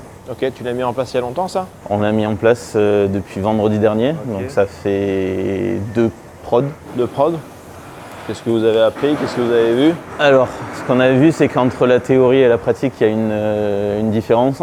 Quand tu dis théorie et pratique, c'est Alors la théorie, c'est entre ce qui était la cible, nos chiffres cibles, et la réalité, il y avait des vraies différences qui venaient en grande partie de... Putain, ça bosse, merde. Donc il y avait une grande différence qui venait en grande partie de la nouvelle organisation qu'on est en train de mettre en place. Donc quand tu dis théorie, c'est cible et le réel. Tout à fait. Okay. Et pour moi, c'est une bonne nouvelle. Alors c'est une nouvelle, après il faut l'accueillir de la meilleure des manières. Non, mais parce que dans le sens que moi j'imagine qu'on va réussir à faire ceci et dans la réalité on fait cela. C'est intéressant parce que si je l'imagine, c'est que je suis pas bête, quoi. C'est-à-dire que je pensais vraiment qu'on est On pouvait l'atteindre, c'est atteignable. Donc c'est là où je dis que c'est intéressant, parce que ça veut dire qu'il y a un truc à comprendre vraiment et à creuser, quoi, tu vois. Tout à fait. C'était atteignable, mais ce qui s'est passé en fait, c'est qu'on a eu beaucoup de rattrapages non prévus. Rattrapage, c'est ce qu'on a eu tout en... Au tout début, donc en fait, on n'avait pas assez d'ingrédients pour faire des barquettes. Et du coup, il nous a manqué des barquettes. Et ce qui nous a empêché à nous, sur ce pôle-là, de créer des box et fermer les box pour les envoyer. C'est quoi le produit qu'on envoie aux clients? On peut le voir ou pas? Alors le produit, c'est des barquettes, je pense que vous en avez déjà vu. Je reçois quoi quand je client? J'en ai plein là. Tu me tutoies là, hein, t'es d'accord? Oui. Quand tu dis vous, c'est vous, c'est les clients. Les clients, hein. En gros, typiquement, ce que le client reçoit, c'est une box. Alors là, c'est une box qui est composée de plusieurs éléments. Ok, donc je reçois ça, tac, je l'ouvre. Attends, ah merde. Donc, tu vois, moi je te parle, mais après, voilà. Donc je reçois ça, je te l'ouvre. Je te laisse l'ouvrir du coup. Ça, c'est haut. Il y a le plaisir d'ouvrir. C'est ça. Ok, donc là je reçois, j'ouvre. Qu'est-ce qu'on vous a mijoté de bon cette semaine? Ok, c'est la découverte. Là, vachement intéressant, ce que j'ai compris, c'est qu'il y a des produits découvertes. Coucou. Ah, coucou, c'est la brigade de Véro. Et là, tac. Ah, viens voir. C'est top, viens voir. Donc là, les bons petits plats qu'on nous a préparés. Ça. Alors, il y a deux fiches sur cette box-là. Il y a une fiche avec les menus de la semaine, le menu de la semaine, avec chaque plat, de quoi il est composé, les kilocals, des choses comme ça. Et puis, vu que c'est une box avec des petits déjeuners, on a également une fiche pour les petits déjeuners qui sont préparés à la brigade, les petits pots, pour avoir les informations. Ok, donc moi en tant que client, je reçois ça. Et toi, le job que tu as ici, c'est quoi? Alors nous, notre job, c'est on a les barquettes qui arrivent par la phase de préparation de barquettes. Et nous, c'est de prendre les barquettes, d'assembler les box, de fermer les box et puis de les envoyer direction le transporteur. Donc d'où le camion il part à 19h30. Exactement. Idéalement, il part avec tous les cartons pleins. Alors c'est pas idéalement, il partira avec les cartons pleins et idéalement à 19h30. À 19h30, ouais. Ok. Mais cool. Quoi qu'il arrive, il partira. T'as mis ça 2 fois. Ouais. Où est-ce qu'on voit les résultats? Alors les résultats sont dans le bureau. Ok, là-bas? Ouais. Ah cool, donc on ira après, tu nous montreras. On peut y aller, il n'y a pas de d'accord. souci. Qu'est-ce qui est dur là? Sur quoi vous galérez? Sur les deux premiers tableaux, là où c'était dur, c'était les rattrapages. Rattrapage et puis les absences au niveau du personnel de conditionnement. Du coup, ça a entraîné beaucoup de retard. Okay. Et l'équipe qui fait la partie des box, les conditionnements des box, a dû passer sur les barquettes pour préparer les barquettes pour que derrière ils puissent revenir ici, préparer leurs box et les envoyer. Ok. Clairement, il y avait 3 personnes aux barquettes, on avait besoin de 2 plats avec beaucoup de quantité. Du coup, on a pris les 6 personnes, dont moi, ici, pour aller aider à faire les barquettes, les réceptionner, pour que derrière on puisse continuer à travailler. Ok, d'accord. Est-ce qu'on a tout pour réussir aujourd'hui? Alors aujourd'hui, on a tout pour réussir, on le voit très facilement, les bacs sont pleins, donc ça veut dire que les barquettes sont prêtes à être mises en box. Alors tout n'est pas terminé, mais d'ici 1 heure ou 2, on aura toutes les barquettes, donc ça veut dire que l'équipe peut déjà commencer à préparer les cartons. Donc sur cette partie-là, nous avons tout pour réussir. J'ai bon espoir qu'aujourd'hui, on finisse même avant 19h30. T'as entendu? J'ai bon espoir, mais l'espoir fait vivre. Moi, je ne sais pas comment vous arrivez à voir que vous avez tout pour réussir. Alors, chiffré, ça, on a le décompte barquette sur lequel on sait exactement où en est la production. Alors, on ne l'a pas ici, mais on l'a juste derrière au niveau des lignes. Et c'est en regardant le décompte barquette. Tout à l'heure, il restait 1500 barquettes. Donc, grosso modo, si je ne dis pas de bêtises, je crois que c'est 600 barquettes à l'heure. Donc, tu as quelque part un score qui te donne un score qui nous dit, vraiment, là, approximativement, je vois que les box sont pleines de barquettes, donc je me dis ça va. Ouais. Et si je veux vraiment aller dans le détail, dans la granularité, je vais voir le décompte barquettes et je sais exactement combien de barquettes il me reste à produire pour attaquer nos box. D'accord. Ok. Cool. Voilà. C'est quoi votre challenge du moment? Notre challenge du moment, le truc sur lequel vous vous battez pour améliorer les choses? La communication. La communication. La communication et puis l'organisation. Plus précis. Plus précis que Plus précis. Alors c'est l'organisation, discuter vraiment, c'est discuter avec les barquettes et la cuisine sur l'ordonnancement des plats. Ok. Nous, on a différents types de box à produire, avec des 10 plats, 12 plats, 6 plats et des box avec petit déjeuner. Et en fonction de l'arrivée des plats, on va pouvoir préparer ou non des box. Et typiquement, ce qui s'est passé lundi, c'est qu'il manquait le plat central qui était présent dans toutes les box. Donc on n'a pas pu en préparer aucune en amont. Donc ça veut dire que le problème que tu as, c'est l'ordonnancement de tes plats. Exactement. Chose sur laquelle on a travaillé, on a affiché. Où est-ce que tu visualises ça? Alors c'est affiché sur les comptes barquettes et sur le mur. Ouais. Alors c'est pas de notre côté pour le coup, Ah, c'est ce truc-là? mais ça, Ah putain, top. l'idée c'est que moi je leur ai dit les gars, Ok. pour que nous on puisse avancer de la meilleure des manières, j'ai besoin que vous nous envoyiez en premier les équilibres V1, V2, P1, P2 descendants, les petits déjeuners et derrière les low carb dans l'ordre. Donc tu leur as, toi en tant que client, tu leur as demandé, c'est-à-dire, je veux consommer. On a travaillé ensemble, ils m'ont posé la question en me disant qu'est-ce que tu as besoin de toi pour faire tes box. Ouais. Moi je leur ai dit idéalement j'ai besoin que vous suiviez cet ordre-là pour que nous on puisse travailler de la meilleure des manières. Mais je piche pas. Encore une fois, je piche pas, ça veut pas dire que vu que c'est stocké là et que j'attends de tout avoir pour pouvoir lancer les cartons. Pourquoi j'ai un intérêt d'avoir un ordre? Parce que on a 3 lignes, donc on peut envoyer au maximum 3 plats en même temps. Ouais. Et là aujourd'hui il y a 2 lignes qui tournent et la particularité qu'on a en ce moment c'est que les étiqueteuses ne marchent pas. Ah, ok, d'accord. Donc- Parce que les étiqueteuses ne marchent pas, Tout est retardé et du coup il faut qu'on puisse aussi nous commencer des box. Typiquement, si j'ai le V1, V2, P1, P2, VG1, VG2, Ok, je peux faire une centaine de box et la suite pareil. ok. Ok, d'accord. Donc ça veut dire que tu vas commencer à faire les cartons et eux ils vont continuer à t'envoyer des Tout à trucs fait. et t'essayes de. Ok, On n'attend pas qu'ils finissent la production complète Ok. pour commencer les cartons. D'accord. Cool. Donc pourquoi vous commencez pas à faire les cartons déjà avec ça? Comment? Pourquoi vous commencez pas à faire les cartons plutôt que de mettre dans des caisses? Parce que les opérateurs de ligne ne sont pas les opérateurs qui font les cartons. Ah ok, d'accord. Donc il y a un côté. Parce que il faut, sur les lignes, il faut une certaine compétence, une certaine attention à porter sur le contrôle des barquettes, la conformité, est-ce qu'il y a les étiquettes, est-ce qu'il y a le bon poids, des choses comme ça. Ok. Alors que sur le travail des cartons, on va dire que c'est plus du travail à la chaîne, vu qu'on sait que les barquettes sont contrôlées, on n'a plus qu'à mettre dans le carton pour assembler nos box. Ok. Donc là vous avez injecté un changement. Et comment tu sauras que ça a marché? Le changement, Ouais. alors on va contrôler sur le décompte barquette si l'ordre est respecté, D'accord. l'ordonnancement est respecté. Et si ça a marché, j'imagine qu'on pourra faire nos box en temps et en heure pour le départ du camion. L'impact de ça sur les autres pôles de Alors, zone? L'impact, j'imagine, je n'ai pas tous les tenants et les aboutissants, mais c'est en lien avec Aurélia qui s'occupe de la partie conditionnement, qui est en lien avec Mathieu sur toute la production et avec les cuisines. Donc nous, on a calé ça avec Mathieu et Aurélia et logiquement, il transmet les informations à la cuisine au déboîtage sur j'ai besoin que telle recette soit déboîtée en premier, telle recette, cuisiner telle recette, pour que eux puissent les préparer et nous qu'on puisse les faire partir et les assembler.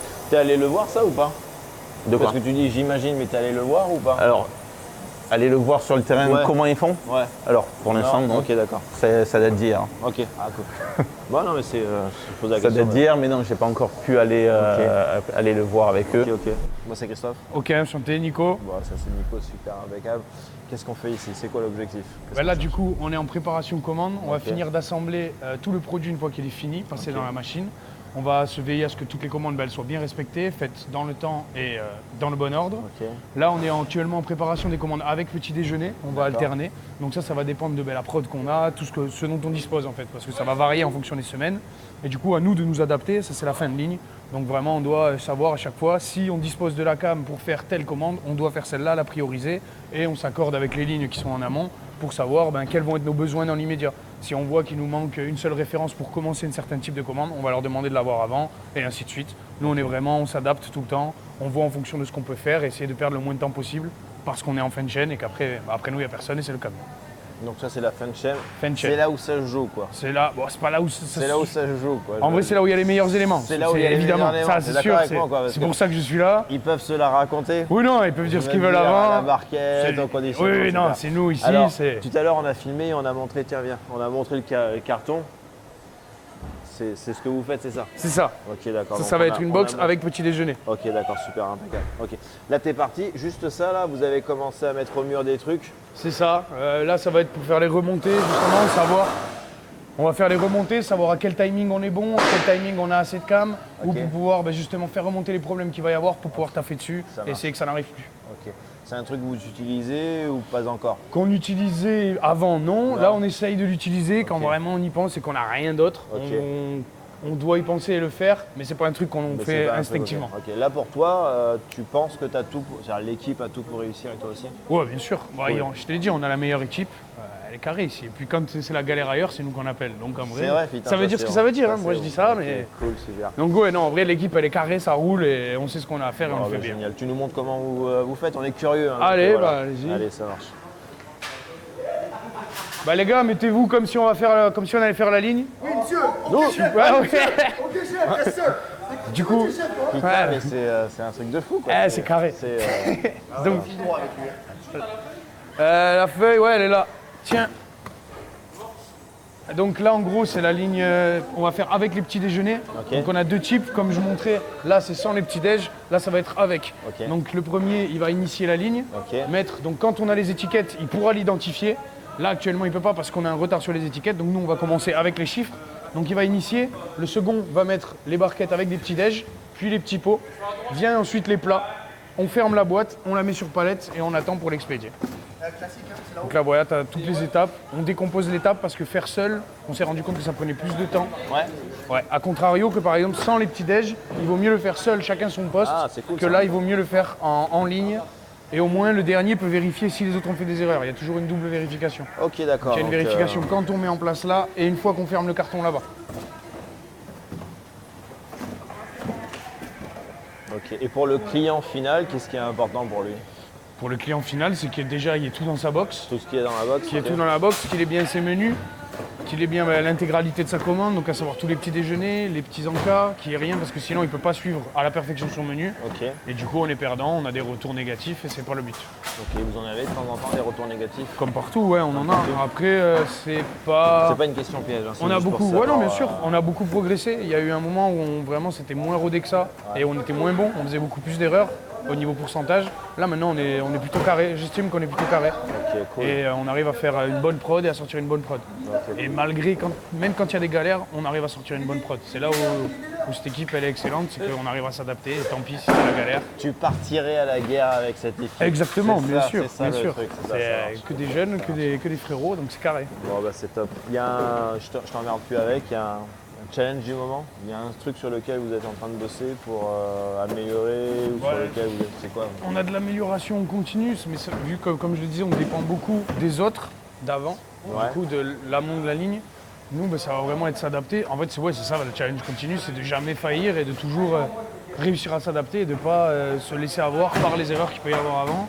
Et qu'au final, ben, nous, on n'arrive pas à rattraper ça et on se laisse déborder, on finit trop tard. Ouais, Donc, le but, donc, c'est plus tôt le camion il part, mieux on a fait notre taf. À t'entendre, c'est vraiment une logique de Ouais. réussir à s'adapter à C'est ça. chaque fois. Ici, c'est vraiment le maître mot, c'est s'adapter. Quand on va nous dire, tiens, il y a eu telle galère ici ou telle galère là, c'est qu'on sait qu'on va pas avoir ça, alors on va faire ça dans cet ordre-là.